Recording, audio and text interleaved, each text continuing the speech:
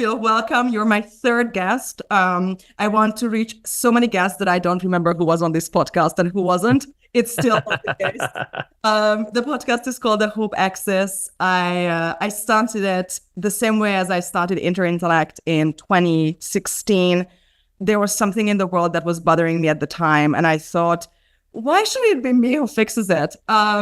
So this is how The Hope Axis started. I spent a long time thinking about how the past 10 years of my work was kind of centering around this, opposition in public incentives between progressives or wokes and conservatives. The idea that the past was horrible, according to wokes, obviously was a far less egalitarian place, far less progressed, and the conservative idea that actually the past contains some good stuff and maybe we should make them continue. I feel that in 2024, this dichotomy no longer really stands. To summarize, how my friends are thinking about the world, how they express themselves, it's far more about the future. And so I drew this other line, which I call the Hope Axis, which is between people whom I call public nostalgics, who think that the future will suck and let's just stay where we are and live off the beauty and morality of the past. And this other group that I sometimes call artist culture, which comprises all the people who blindly believe that the future will be great if we work really hard. I really wanted to invite you because I find that it's really hard to place you on this axis. It would be hard to argue that you think that the past was great all over. You write extensively about things that have nothing to do with hope. Redeployment, your incredible 2014 book, is full of, kind of Joseph Heller level, absurd, vicious cycles where the best intentions are lost. One of my favorite stories is about this group trying to set up a women's health center in Iraq and trying to kind of game the system. And we realize that, of course, individual agency and genius go a long way. But at the end, there is this wall, the bureaucracy, the kind of almost the banality of evil. There's a line in Pynchon in Gravity's Rainbow where he says, a million bureaucrats were plotting death, and some of them even knew it. The company running Interintellect is called Pynchon Ideas. So I was very deeply at first, I just wanted to call it Pynchon, but people thought, it's like pinch on. And I was like, no, I'm not going to just explain that all the time. But, redeployment is also about the limitations of human reintegration and how flexible people can be. We tend to we underestimate how flexible we can be in some ways and overestimate how flexible we can. It's very hard to really judge yourself well. What will you be able to recover from? What will you be able to digest? Redeployment, the title, right? Some people can't go home. You did an incredible Interintellect salon with Sean Hughes, himself a veteran like yourself, who did go back, right? It was hard, he kept going back until a certain point, and a lot had to change at home for him to see that that's his real battle, and he has to go back. The Missionaries, again, paints a very complex portrait of human nature. So if anybody is wondering why Phil Klay is on the Hope Axis podcast, it's because of the humor in your writing and because you actually did an Interintellect salon on humor in wartime. Yes. As an Eastern European, I'm all about the absurd. So trigger warning, dear viewers, this episode is going to be about the absurd and whether the way out of some of the tragedies and horrors of the mind trying to deal with the world is through laughter. Tell us about this. Tell us about what was the moment when you felt that this might be true and how that informs your current thinking. I think I've just always had that sensibility, right? And not just the sensibility that laughter is a nice thing when things are going bad, right? But that having a comic approach to the world is is necessary if you want to take the world seriously, right? There's Auden has an interesting essay where he talks about how, because Auden is very funny and he's never more serious than when he's being really, really funny. And I think of like his monologue of King Herod, where Herod is basically like the good liberal who does everything right and brushes his teeth, and then and then this totally unreasonable thing happens, which is, for Auden, the birth of Christ. That it kind of blows up his whole system. And Auden writes that for somebody with a religious sensibility, Christian sensibility, you have to approach the world with a sense of humor, because you have to think that the command, be thee perfect, is seriously addressed to you, right? And there's something totally absurd about that, and that's that the world throws up absurdity, and humor is one way of separating your kind of human self from the kind of inhuman logic that the world often throws up. And so I think that it is part of a serious approach to life and suffering and everything, right? I know that the scholastics were very much into the absurd, but I wasn't aware that in Christianity, humor is you have some lightheartedness in Tese and some of the modern approaches. But I mean, Umberto Eco wrote an entire book about how, unmotivated the Catholic Church was to keep Aristotle's comedy, for instance, from being circulated. But how does Israel begin as a nation? Stand-up comedy? If this is a stand-up comedy joke, I want to hear the whole thing. God says, right, that he's going to give Abraham and Sarah a son. And they laugh. And I think it's Sarah who falls to the ground laughing because it's so ridiculous because they're old. And God comes and he's like, did you laugh? Like, did you laugh at me? And I think Sarah's like, no, I didn't laugh. And he's like, no, you did laugh. And then they name the child Isaac, which means laughter, right? Oh, I did not think about that. That's amazing. Which I was thinking about Kierkegaard when Abraham doesn't speak for 3 days under the great weight of the the moral order. Right. And it's this sort of delighted, in this case, the absurdity is wonderful, right? The kind of overabundance that we also encounter, right? The seemingly ridiculous and absurd and perhaps undeserved abundance that every once in a while drops into our lives, and that's a part of it too. And I think that's also part of the world in its full reality. How would you summarize what absurd is in 2024 for somebody who might not be familiar with the Guignol or the literary history of the jester laughing at the king, turning something tragic into something fun so that we can deal with it? Yeah, I mean, there are different takes on the absurd, right? Like, because, you have like Camus' relationship to the absurd, which is about like a sort of lack of meaning. And then I think it's Nagel. Yeah, Nagel has an essay on the absurd where he finds Camus take a little bit self-serious, and he just thinks like, look, we view ourselves from the first person, but our intellect allows us to also view ourselves from the third person and kind of look down on our own tasks that are so important to us with the objectivity as if we're looking at an ant, trying to, bring a leaf back to its, I don't know, and the sort of disjoint between those two things creates a sense of absurdity, right? And yeah, I think that there's and I'm sympathetic to the more Nagel, feels very American, less grandiose. I mean, I love Camus.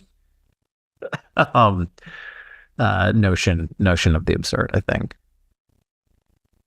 probably not the first person to think that Camus took himself very seriously. Whatever the topic was, he was like, but he took great photographs.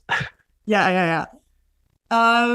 What's your incredible piece in the New York Times about how to pay tribute to fallen heroes of wars, we, in retrospect, or even on the ground, felt were mismanaged, kind of generated a very, very vivid conversation in my circles. I think everywhere online, people, kept talking about it. It's really, really, really hard. Before our viewers joined us, we talked a little bit about our grandparents and how, you're working currently on a novel about a grandparent who accepted a Nobel Peace Prize on behalf of Henry Kissinger, of all places. Right. I spoke a little bit about my grandfathers, one of whom was a communist, the other was an alcoholic film star. We mourn these people with very, very complicated feelings. I've just lost my father, who was also a very complicated person. I had a very complicated relationship with him. It doesn't diminish the grief, and you don't want it to. But at the same time, we are adults and we have, unanswered questions about these things. And we might harbor anger toward people who we feel mismanaged things under their control. When it comes to, parenting or family, we can point at historical, givens. We can think about our parents' parents or our grandparents' parents. Where did it go wrong? What was the historical context? But when it comes to a gigantic military industrial machine, with the faceless bureaucracy, where are we pointing the finger? At the same time, in your books, you do find a sense of humor about memory. So it's not necessarily the spontaneous sense of humor where, something, you dare laugh at something happening in the moment.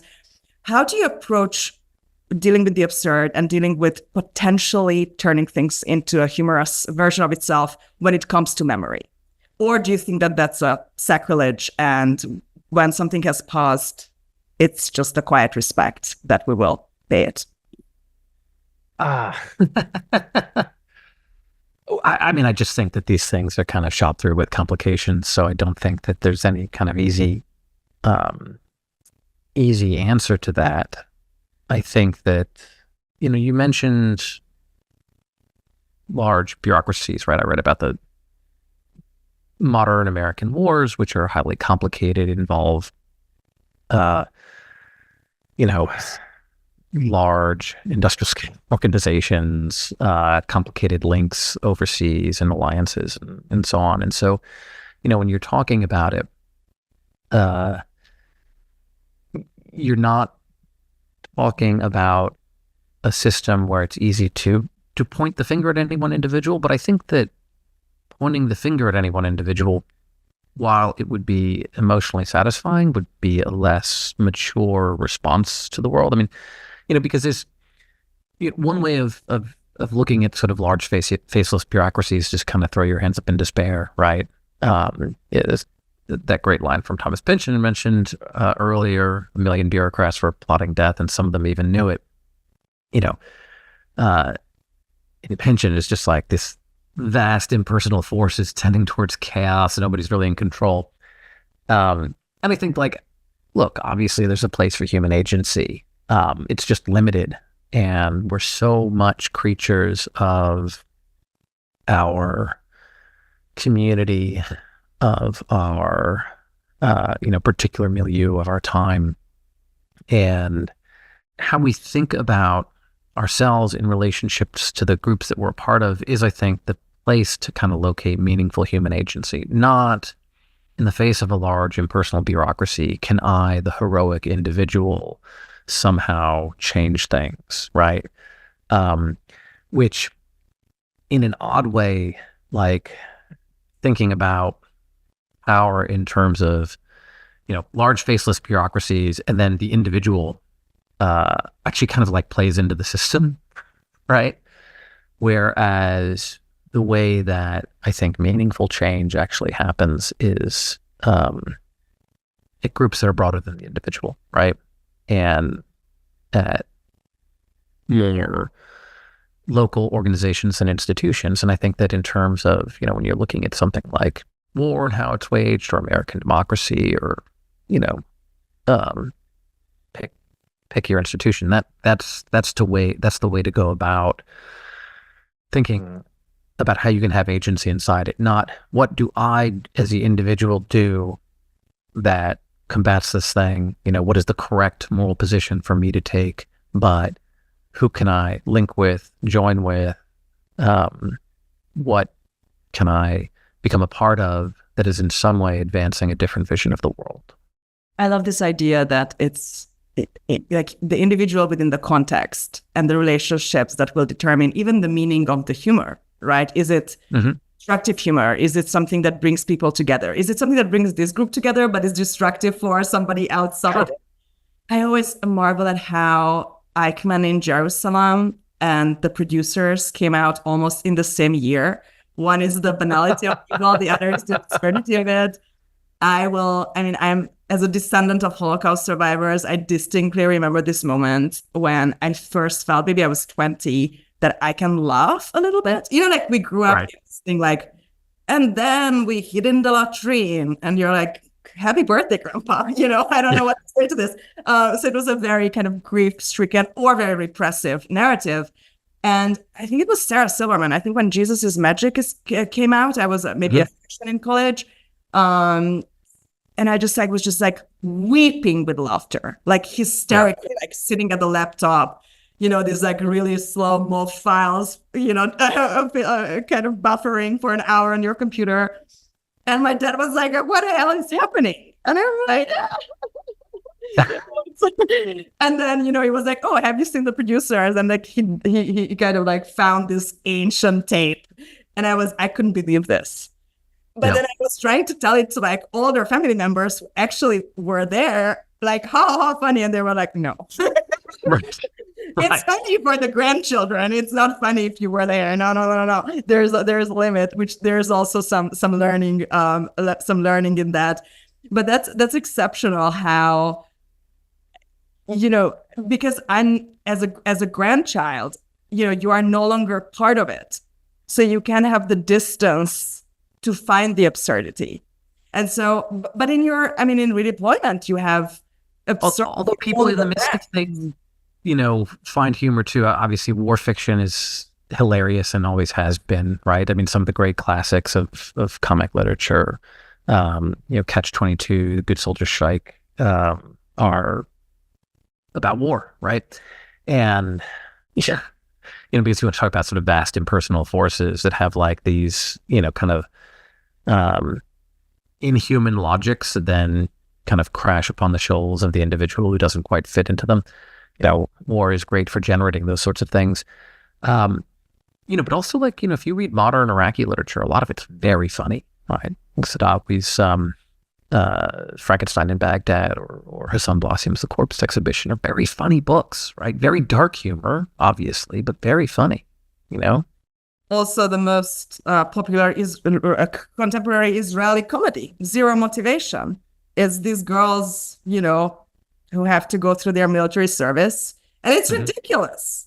And it's a little bit hard to understand, I think, if you don't have the context. But one of the key scenes that is really a kind of has a cult following within Israel involves a shredding machine, and you have all these women wasting their youth, learning nothing. Basically, that's the point. They don't actually learn how to fight or defend anything.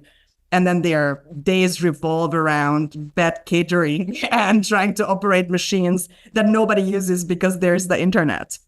Right. And that's funny, right? Where's the fun EU comedy? I think just bureaucratic nonsense is not funny enough. You have to have violence, which is very, very serious. To show Veep, right? Veep was a classic comedy, right? The what? Sorry? Veep. Oh my God, yes. Absolutely. Yeah, or The Office, right? The bureaucracy comedy. But when I love Heller and when there's violence, the comedy comes from the fact that there's a life and death situation, that there is nothing more important in the world, than that. And then you have this completely soulless machinery deciding over that. So if somebody finds it's only comic because human life matters.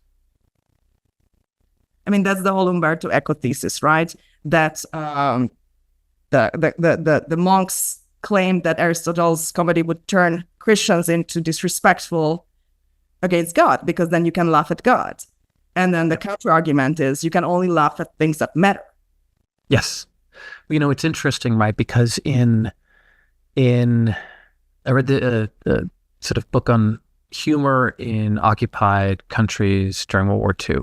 And one of the things that the author noted, Stoker is the name of the author, was that in Norway, there were a lot of jokes about the Nazis being authoritarians, right? And poking fun at them for that. In Denmark, there were a lot of jokes about German anti-Semitism. And of course, it's Denmark, which is the one that was incredibly heroic in helping Danish Jews escape the Holocaust, right? And Stoker makes the point that, like, we laugh about the things that are most important to us, right? That's why they were making jokes about German anti-Semitism, because it mattered to them. And that's why the Norwegians, who, you know, were heroic against the Nazis in other ways, but not especially so, certainly not compared to the Danes, why that wasn't as big a part of their humor. I mean, this is a really good argument against the woke criticism of stand-up comedy, right? Like, we are not making fun necessarily of things that are the most sacred in society, from mothers to toddlers to long-suffering ethnicities to ourselves, because we don't like these things. I mean, it depends, right? Because obviously, like, it depends on the joke. All right. Okay. I remember we had a conversation once about, like, old-timey literature and what we deem as sexist in today's world, and how insanely subjective that is, right? It's kind of similar. I think we were talking about Milan Kundera, yeah. Well, actually, Kundera thought that every joke that humor was destructive. He thought it was purely destructive. Well, yeah, he has the book called The Joke, right? I don't know how it's called in English. Yeah, it's a wonderful novel, The Joke, yeah. And, you know, he would have in an odd way fit in with those monks, right? Like, in their perspective of humor. I think it's wrong, ultimately. I think that humor builds up as much as it can take down. But yeah, and I don't think that any worldview that is incapable of dealing with humor is or disrespect. It can't survive. Or disrespect. I mean, that's the whole carnival theory, right? That you had to have the gesture, you had to in the most oppressive authoritarian regimes, which were these medieval kingdoms, you had to have the pressure valve, otherwise there would be a revolution. Yeah. And that actually was something that, you know, the communist countries other than in Russia did discover. I mean, Hungary, Czechoslovakia, you're writing a book about Czechoslovakia, there was a far better life for comedians and humorists, that they were called at the time, than today.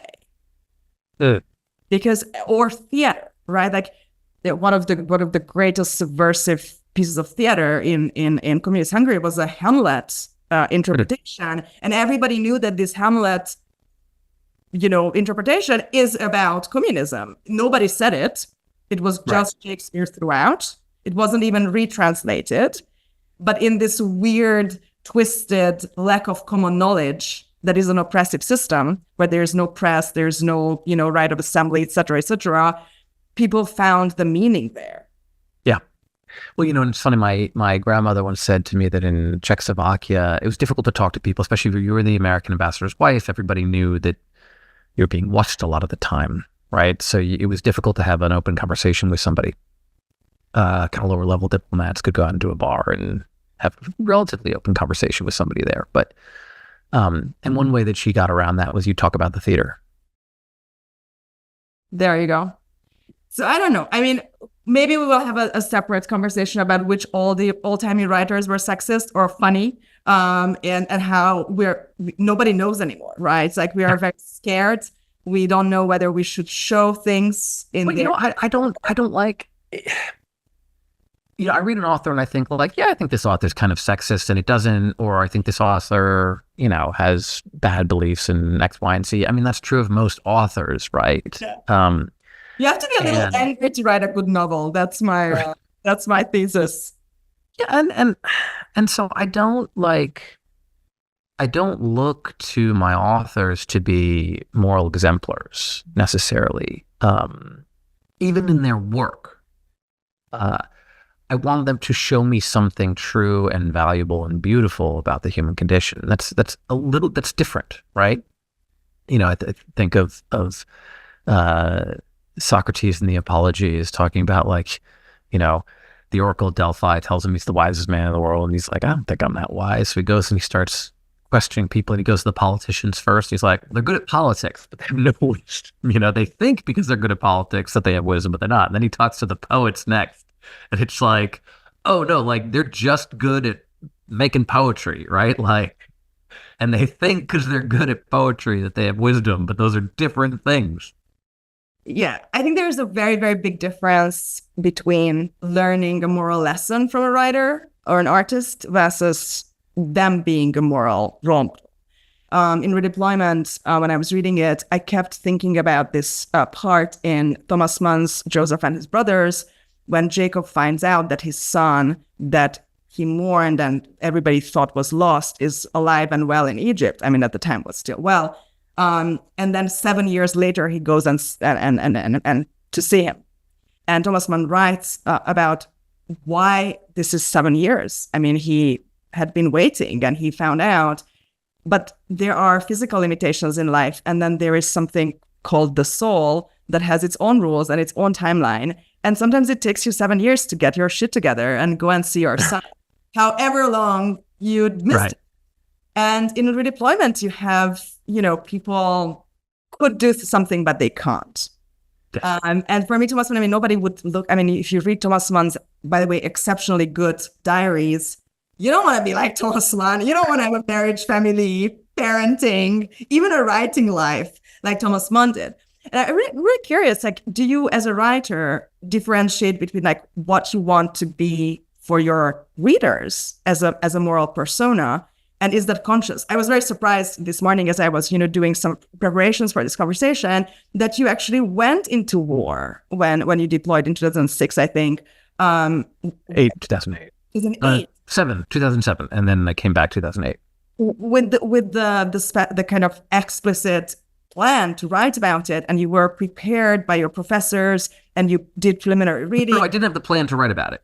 Oh, okay. Tell me about it. Okay. I'd studied writing. I always wrote, the disease strikes early. But, so, you asked me, are you going to write about war? I said, yeah, probably. But I've never written about war before. And I wasn't like, I've read Hemingway and he says war is the best subject, so I'm going to join the Marine Corps. Nah, that's not what happened. It's totally separate things. And then I came back, and I think what happened was I'd been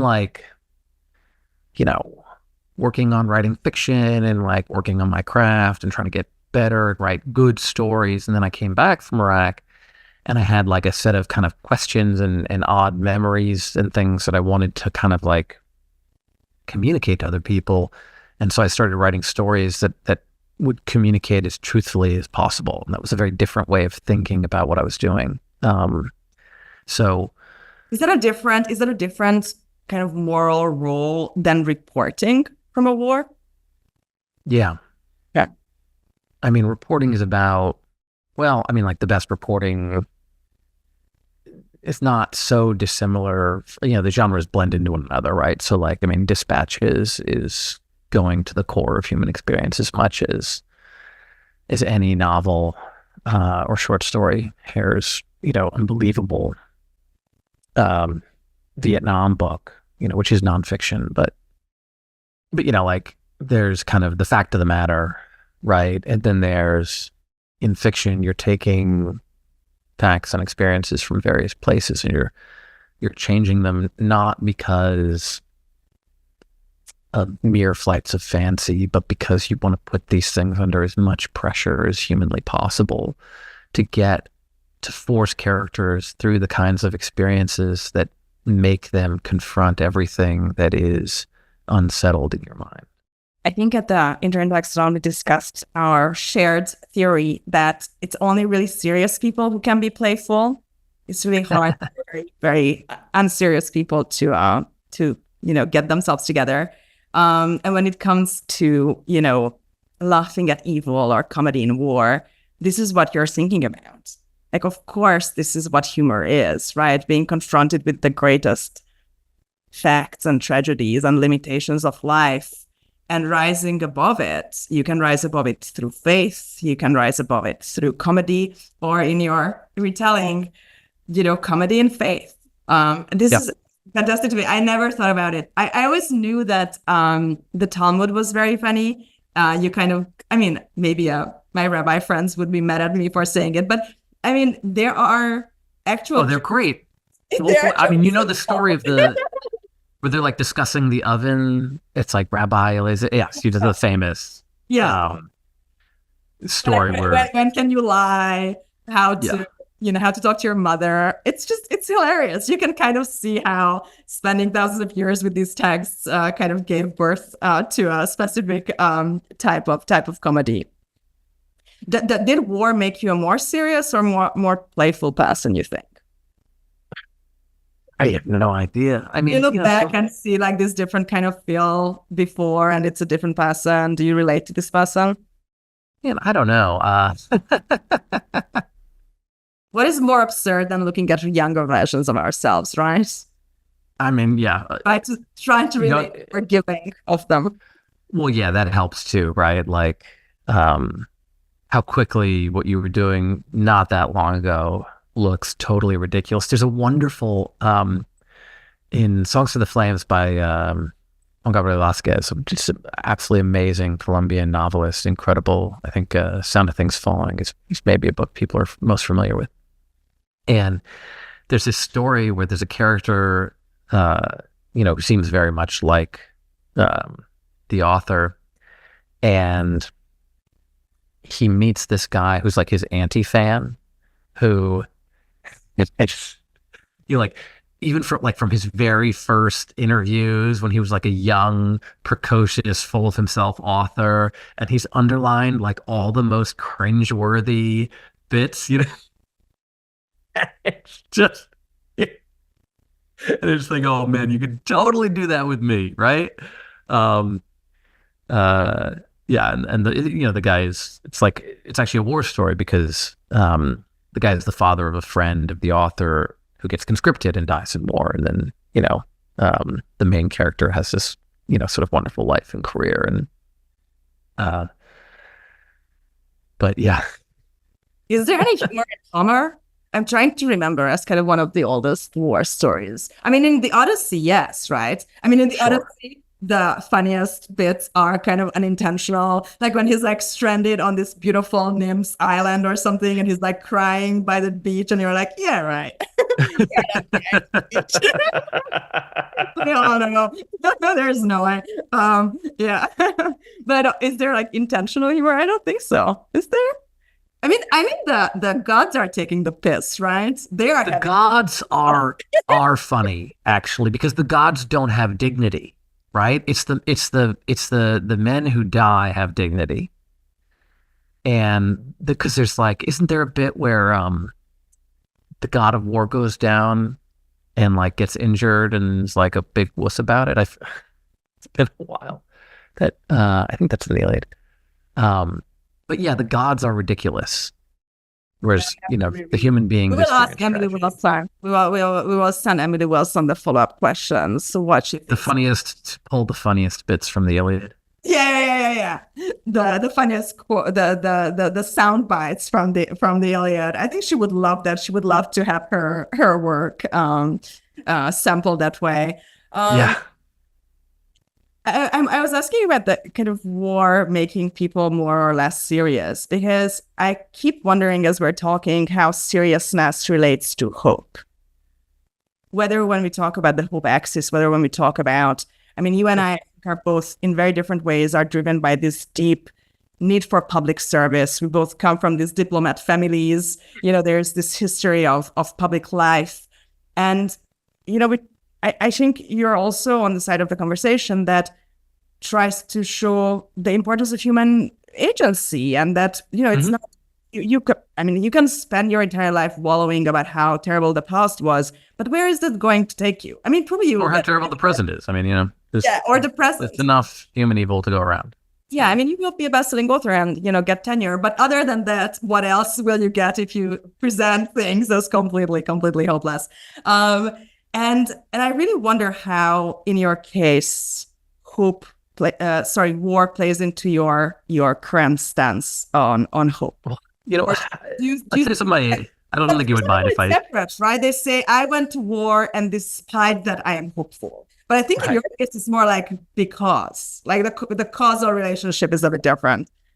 My brother, and I hope you wouldn't mind me quoting him, but it struck me at the time. So he was also in the Marine Corps, and he did a couple deployments, and he went in. He works for the government now, and when he went into government service, he said, like, I like fixing problems, and I figure if I go into government work, there will be no end of like really big problems to try and solve. Right. And so many problems get fixed by the government, as we all know, right? Not at all a problem. They are so efficient and lean. It's a lean startup. Yeah. So, it's like startup, yeah. Just no end of giant problems that we are generating, but that we could also try and, fix at the same time. Are you guys seeing the same therapist now? But yeah, I don't think that. I mean, in some ways, I think that like sort of despair and cynicism is an easy way out, right? Kind of absolves you, and I think that having a certain degree of hard-edged hope is a not just more serious approach, but demands more of you. Do you ever feel like you've seen something so real that other people's hopelessness that's based on some much smaller problem seems, if not trivial, but something like a call upon you to come and share your story with them? No, I mean, in kind of the Viktor Frankl way. I'm wary of the Holocaust. You can be hopeful anywhere. Look, I'm wary of the pissing contest of who's seen the worst thing. Like I haven't seen anything particularly bad. I was a staff officer, like I was fine. I love that. Imre Kertész, the Hungarian Nobel laureate in literature, calls this the lager poker, that all the Holocaust survivors would come together in the 60s when it was possible to talk about it quietly at these literary parties, and the rounds of actual poker. He writes about this in Kaddish for an Unborn Child, which is, I think, his best book. They start the lager poker. Who had it worse? Right, yeah. And it means nothing, right? He shows the absurdity of it, like. Yeah. And, it's funny, too, because there's always somebody at a higher level. And when Redeployment came out, this guy I knew he was in special forces and has been through a lot of combat, right? The story that resonated most with him was a story I wrote about an adjutant, right? Like guy doing a desk job whose whole thing is about his relationship to people who did more and suffered more, right? But of course, there's always somebody who's given more, who suffered more, and especially if you're alive. And so that helps. Yeah. So that kind of one-upsmanship is something that I'm wary of, right? But at the same time, like talking with Marine, he was like, one of the good things about having been in Ramadi is that no matter how bad things are going, you can always be like, like at least I'm not back there. Yeah, I this is my first time in Texas, and I arrived at the same time with a hurricane.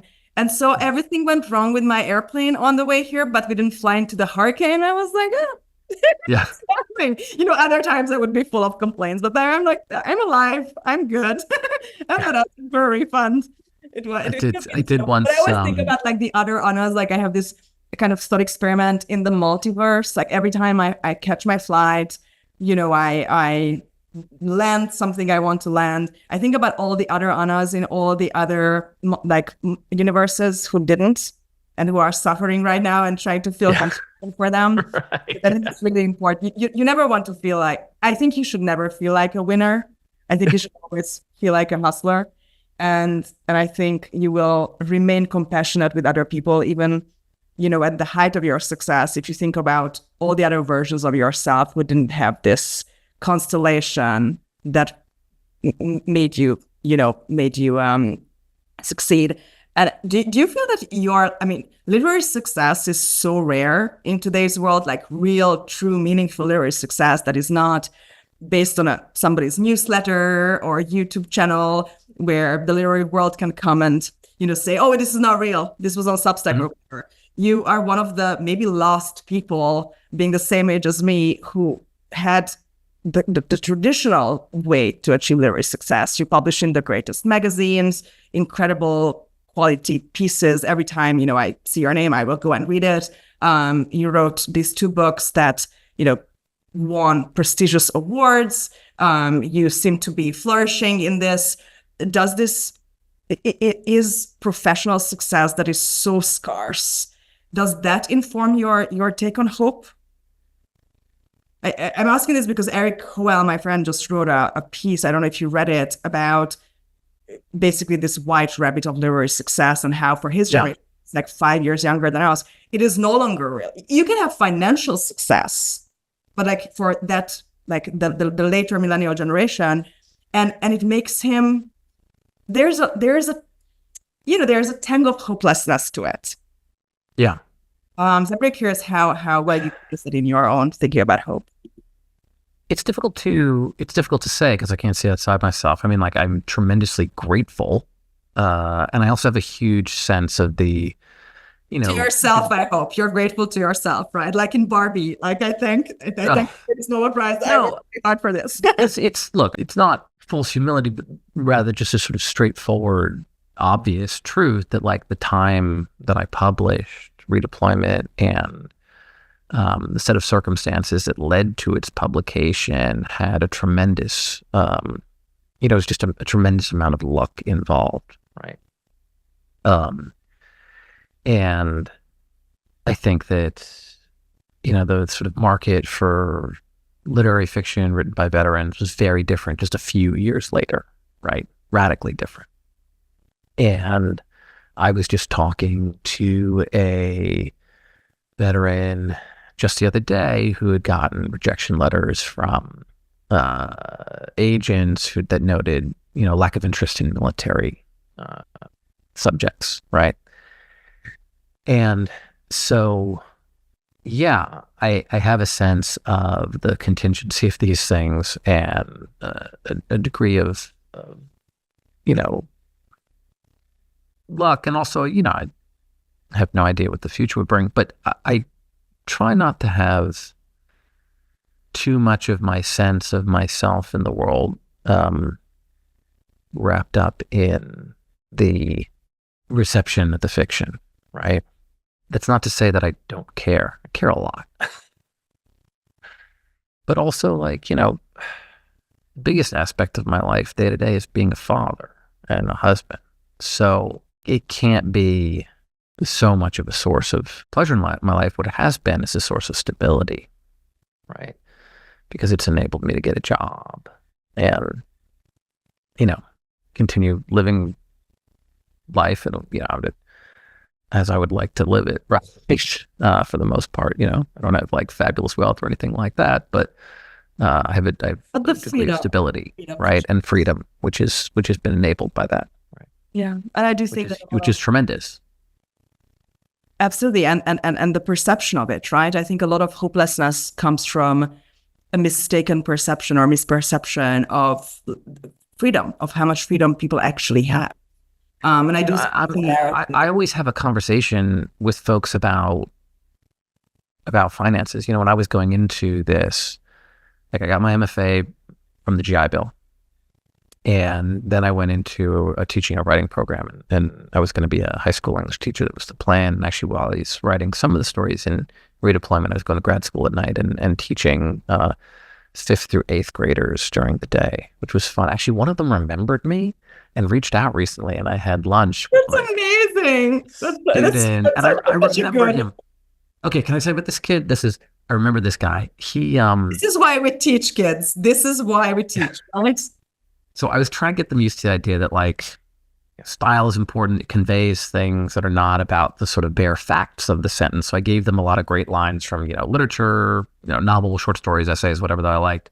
First lines, then the assignment was to pick 3 that they liked and rewrite one of them wrong, right? Like do a bad version of the first line. And this kid rewrote. Oh, I love this. I'm going to try this. Yeah. Send me the sentences. Yeah. He rewrote the first line of Moby Dick, Call Me Ishmael, as, "Hi, I'm Ishmael," said Ishmael, introducing himself. It's so good. Hope this email finds you well. It's so good. Yeah, so that, like, I from the beginning, I was like, I don't have the expectation that this job will provide financial stability. Here's my, kind of my primary plan so that I'm not twisting in the wind. And kind of left that once I sold the book and the kind of chain of events that led to me selling the book were like a bunch of like sort of absurd, lucky happenstances as well, right? Because Nathan Englander, who I studied with, had dinner with John Freeman, and who mentioned to him that they were putting out a 10 years after 9/11 issue. And Nathan was like, "Oh, you should talk to my student. He's a Marine veteran." And that's why stories were published by Granta. And on the basis of those stories, Penguin asked to see them. Andrew Walker and Scott Moyers at Penguin asked to see more, and they bought the collection off the basis of that. So it was like multiple layers of luck, and also a great interest in the literary community at that time about that kind of narrative, right? Because luck can also feel absurd sometimes, right? Yeah. But also our responsibility to each other. Like if you come across somebody talented, you never know, right? Like I started my startup because I randomly, in the right moment, read an interview with Sam Altman in the New Yorker, where I was getting my technology from at the time in October 2016. And I was like, that's what I need to do, or what I want to do. This is how I should do it. And I remember the first time I came to America, which was in 2019, I went to San Francisco, and the next day, and I asked Sam, who is now this giant in AI, for a meeting, and I brought to him a book, Andrew Solomon's Far from the Tree, to thank him. Like, this is why you should give interviews, and this is why you should talk to people about other people, because you never know. Yeah. And to me, that's phenomenal. One of the things about the genealogy of ideas and connections, and we kind of downplay it. We talk negatively about networking or nepotism, but it's not always that. It can enable a kid to break through, right? Yeah, and this is what I would say in regards to that question about like what does publishing look like now, and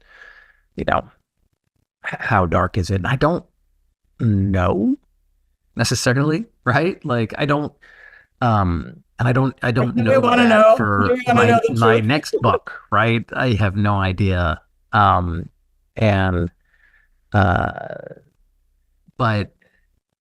I do think that it feels like we live in a time that it like is increasingly like trying to hem in the human, right? To dice us up according to kind of consumer and ideological categories, and encouraging us to think and speak in those terms. And good literature is the only real response. Good art is the only real response, right? The kind of full expression of the human, and so I think that there will always be a place for it. And it will always be tremendously meaningful, regardless of just the kind of difficult facts of the reality of publishing right now. And like, look, like may not be a great place right now, but writers have been producing great work in far worse circumstances, which is easy for me to say, but it's also true. Like I'm writing about Czechoslovakia, so I'm reading a lot of like Czech Samizdat literature, like that was not an easy way to go for a lot of those guys. Some would argue that the best pieces were born under that great oppressive system because people had the extra motivation to fight it, right? Yeah. Or, Cervantes, that was not. This is the whole. The work is meaningful regardless of the circumstance, which doesn't mean that you shouldn't care about the circumstances and maybe even support things that might improve them in some ways. But that feels like it's related to, but not the only necessary question about the work itself. I endorse that message. I always ask my guests, which is 2 people so far, and you. I love the beginning of Tale of Two Cities, where Dickens writes about how, the tall pines of Norway don't yet know that they will be chopped down into guillotines soon. And the tumblers at the farms don't know that they would one day escort kings and queens to the guillotine. A lot of guillotine jokes at the beginning. And I always think about how, in retrospect, every historical era is pre-something, right? But you never know pre-what you are. For us, since that chaos, we're in the fog of war of the present. The First World War didn't know it was the First World War. They would have been pretty, I think, surprised to learn that they were not the Great War. Just wait. And so I always wonder pre-what we are. When we talk about public discourse, when we talk about political orphans or intellectual orphans, we know that one day there will be a word to describe us, to describe this era. Everything will seem so obvious and so narratively coherent in retrospect. So let's kind of cut forth to 2030, and we'll look back, 6 years before, at 2024. What is your public bet of how we will call this era, and what might be something that you think will seem obvious, and it's already obvious to you? Oh no! This is my outro question. I have no idea. The coming reign of Phil. First of all, there will be an obvious bestseller about Czechoslovakian. Yeah. Discourse. Just totally change A Frankfurt human culture for all times. Rent another building just for this. Yeah. God, I feel like I don't know. I mean, I think that in terms of my subject, I think we've transitioned into a different relationship to war. And in some ways, that's what Missionaries is about. But let's be hopeful and say that it's when we sort of started to heal the total crack up of the present that you've seen with the rise of these kind of more authoritarian movements and such, and not the time when we succumb to those temptations. I do actually feel hopeful. Like developing an that's going to be the case. Yeah, but I think that we need a new and better conception of politics, and hopefully all the widespread discontent will generate something new. Amen. That's also my hope.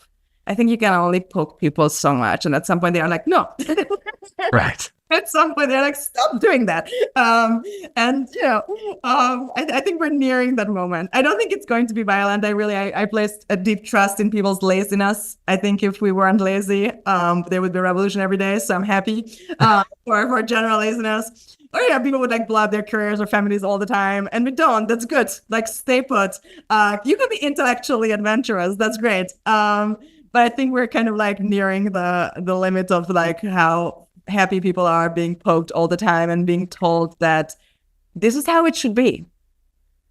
That lucky for us, we have incredible writers, people expressing, through fiction and reporting the many other ways in which we can live, just by showing eras and different geographies. So thank you so much, Phil, for being here. Thank you. For teaching me so much. Every time we talk about the nuances of the literary expression of the literary word, but also I I can't wait your humor book. I don't know if it's ever coming. If you will write a nonfiction book on humor, but I think people really, really need it. I think it will give people hope and kind of reaffirm them in their agency. At least you can laugh at things. That's good, right? Yeah. That's not this. Thank you so much. I'm going to stop there. Thank you.